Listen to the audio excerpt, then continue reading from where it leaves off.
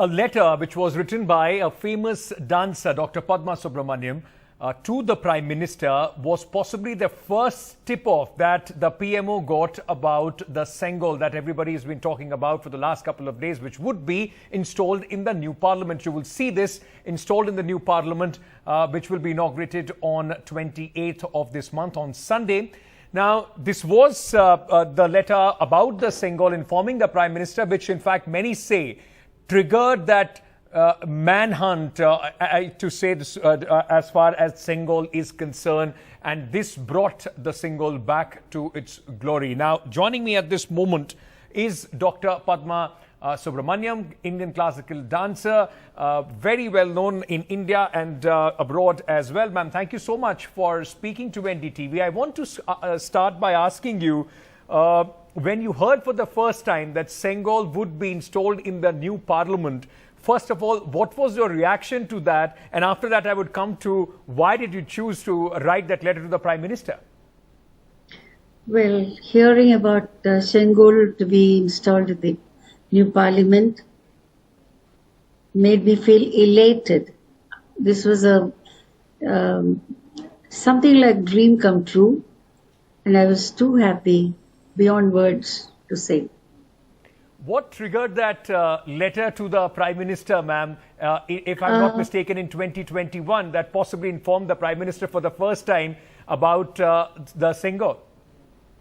Well, I read an article by Shri Gurumurthy ji, written in the Tamil weekly magazine Tughlaq, dated 5/5/2021, and it had details about this Sengol.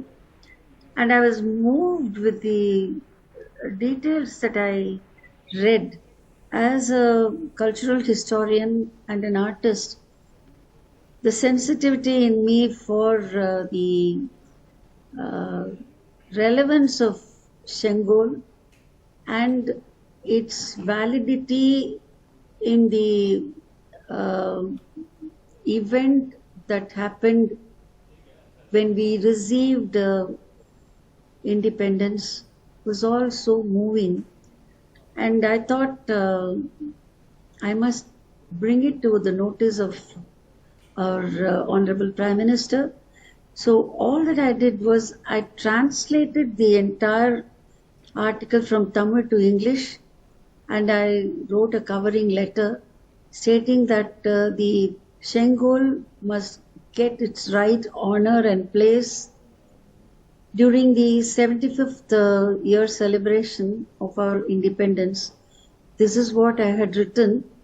I didn't get any reply, but it was worth waiting for 1.5 years. Now it is just not part of one big festival, but it has become something more permanent, and it is going to stand tall in the new extraordinary building that has come up for the Parliament of India, the pride of our country. And right beside the speaker, I am told this is going to be installed. I feel so happy that something very small that I did has become really something much bigger than what I dreamt of. Dr. Subrahmanyam, not many people would exactly be aware of the history and the significance of Sengol. Would you, just tell our viewers why is it so important and the cultural significance of Sengol? It is not Sengol, it is Sengol. You would have heard Tamil being spoken of as Sen Tamil. Sen Tamil, that Sen means something which is refined. And Kol means just a stick, a straight stick. And Sengol means a refined symbolism for justice, and it is actually an emblem of power. This is the importance of Sengol, and Sengol had been part of coronation. The Raja Guru would be presenting the Sengol to the new king. Three things are important for monarchy, symbol of monarchy. One is the umbrella, the throne, and the scepter. The scepter culture has been there not only in Tamil Nadu, but I think quite a few parts of other parts of India also. And Tamil Nadu alone continued to have this awareness. Anybody who reads Tamil literature will know what Sengol is. Because I would even think it is just not Tamil Nadu alone. It pertains to Kerala also. Because Kerala used to be called Chera. Chera, Chola, Pandya. The three Tamil kingdoms were there, as you know, in history. Yes. And Cheran Chenguttuvan, the king who was ruling Cheranadu, by mistake, he gave orders for beheading the hero of Silappadigaram, the Tamil epic. And Kannagi, the heroine, proves that he was wrong. And when he knew that he has done a sin, the king immediately, out of guilt, dies. And when he dies, the line that is there is, he says, his Sengol has bent. So it's a loss to justice. That is why the Sengol is very important. It is not just a religious symbol, but a symbol of power and a symbol of justice. You know, a lot of pictures friends, the last couple of days have been going around of the first Prime Minister, Pandit Jawaharlal Nehru, receiving the Sengol as well. How did it reach there, ma'am? How did it become that symbol of transfer of power from the British to India? Well, this is also written in that article in Tughlaq. I'll give you a gist of it. When the transfer of power was discussed by Mountbatten with Jawaharlal Nehru, it seems Mountbatten asked Panditji, what is the emblem that you want to think of? How do you actually signify the transfer of power? Of course, writing, signature, the paperwork, all that is there. But is there anything else in tradition that can symbolize the transfer of power? And Nehru could not think of anything. So he asked Rajaji. And Rajaji straight went to Kanchi Mahaswami for guidance.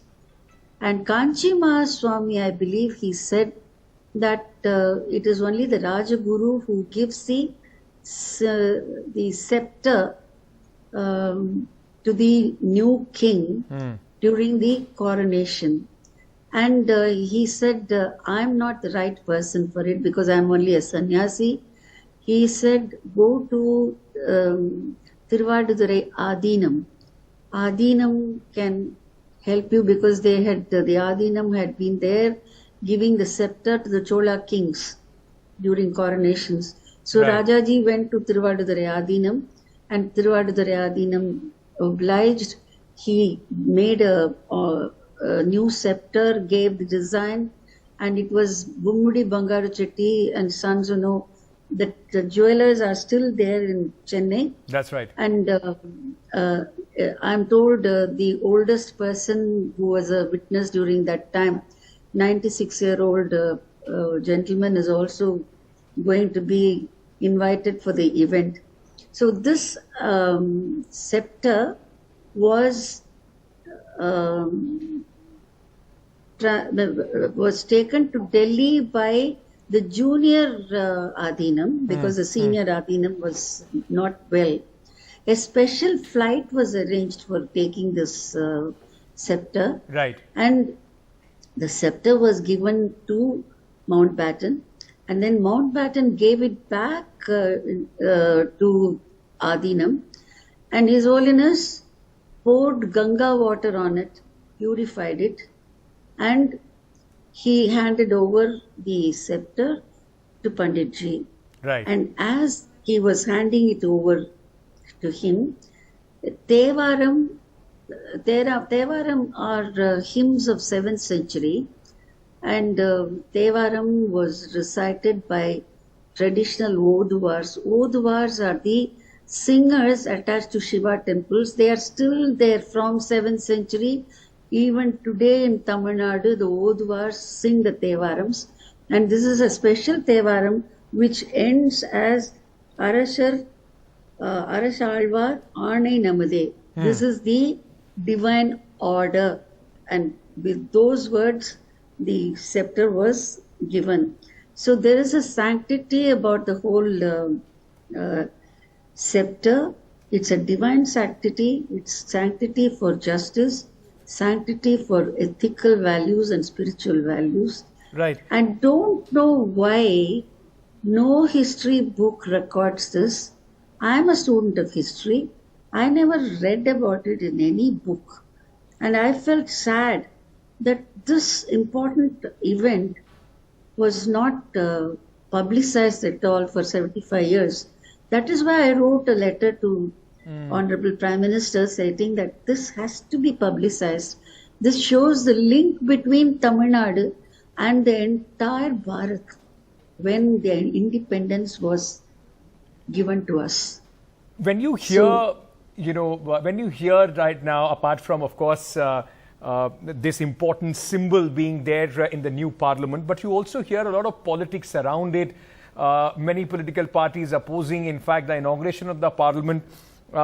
As somebody who is now looking forward to this historical event on May 28th, how does it make you feel? Well, it is their own decision. I cannot comment on it.